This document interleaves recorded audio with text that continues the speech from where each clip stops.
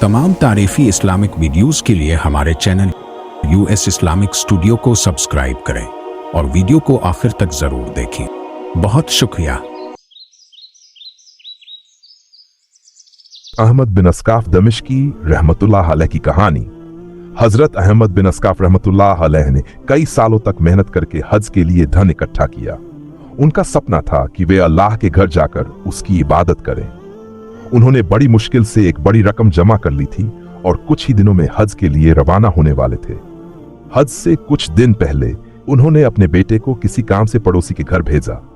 थोड़ी देर बाद बेटा उदास होकर लौटा।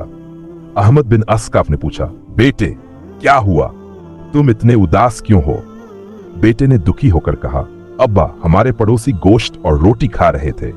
मैं दरवाजे पर खड़ा देखता रहा, लेकिन उन्होंने मुझे खाने के लिए नहीं बुलाया।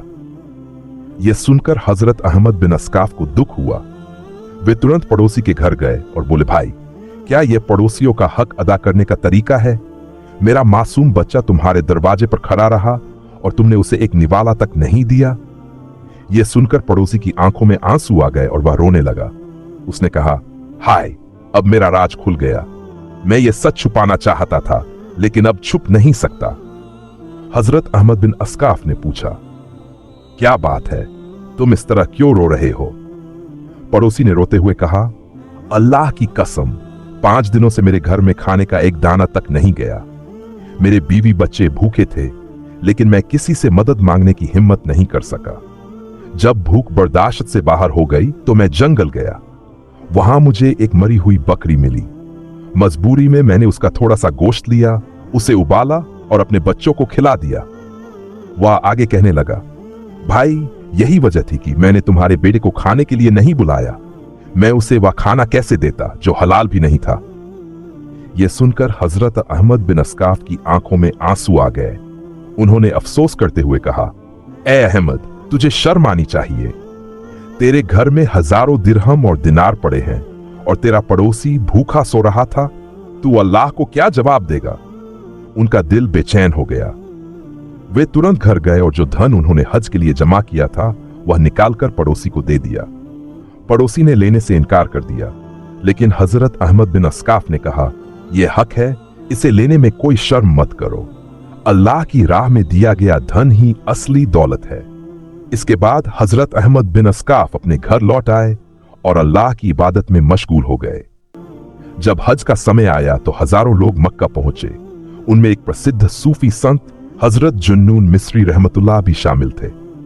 वे अराफात के पहाड़ पर खड़े होकर इबादत कर रहे थे कि अचानक उन्होंने एक गैबी आवाज सुनी। उस आवाज में कहा गया, इस साल हजरत अहमद बिन अस्काफ दमिश्की ने हज की नीयत की थी, लेकिन वे नहीं आ सके। हमने उन्हें हज अकबर सबसे बड़ा हज का सवाब दिया और उनके कारण कई हाजियों का हज भी कबूल कर लिया। यह सुनकर हजरत जुन्नून मिस्री रहमतुल्लाह अलैह हैरान रह गए। हज समाप्त होने के बाद हजरत जुन्नून मिस्री रहमतुल्लाह अलैह सीधे दमिश्क गए। उन्होंने हजरत अहमद बिन अस्काफ से मुलाकात की और पूछा, आप हज पर क्यों नहीं गए? हजरत अहमद बिन अस्काफ ने पूरी घटना सुनाई, कैसे उन्होंने अपनी हज की रकम भूखे पड़ोसी को दे दी थी। यह सुनकर हजरत जुन्नून मिस्री रहमतुल्लाह अलैह मुस्कुराए और बोले, मुबारक हो, अल्लाह ने तुम्हारा हज कबूल कर लिया, बल्कि हज अकबर का सवाब अता किया है।